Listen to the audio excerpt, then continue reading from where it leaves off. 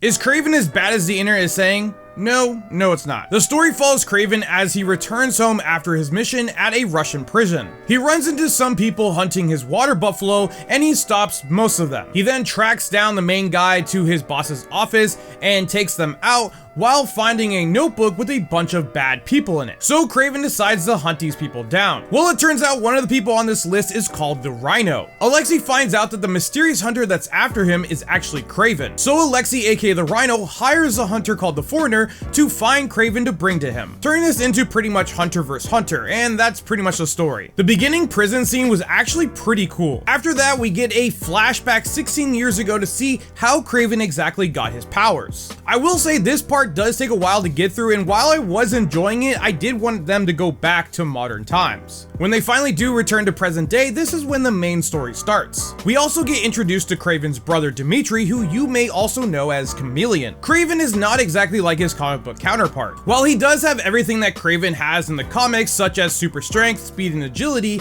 they do add one thing in the movies that he doesn't have in the comics, which he can kind of tap into these animal-like powers. But I think this was a cool addition. We also get 5 action scenes in this movie, which I enjoyed all of them, some more than others. The way Kraven moves in this movie is actually really cool. He's super athletic, he parkours everywhere, doing wall runs and super flips while taking enemies out, and it's really dope to see. The movie is also violent with it being rated R. Now, there are some pretty brutal kills and violence in this, but it's not overly gory, it just has some good amount of blood. I do like the story in this, and I thought it was really engaging and it made me want more. The movie plays out like a comic book one-shot, which I actually really enjoyed. The movie also gives us a lot of Spider-Man characters with obviously Kraven, Calypso, the Rhino, the Chameleon, but also the Foreigner, and a character that we actually don't see on screen, with it being Miles Warren. And if you don't know who that character is, it's actually the Jackal from Spider-Man. Now, I'm still not the biggest fan of the pick for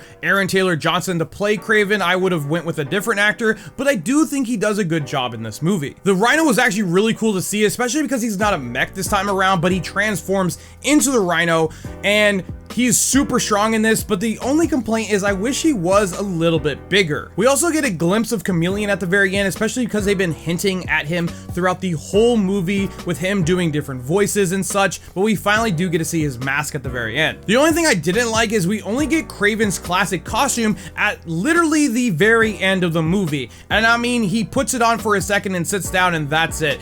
I don't know why they cut out the scenes from the trailer that we saw with him being in the jungle with it.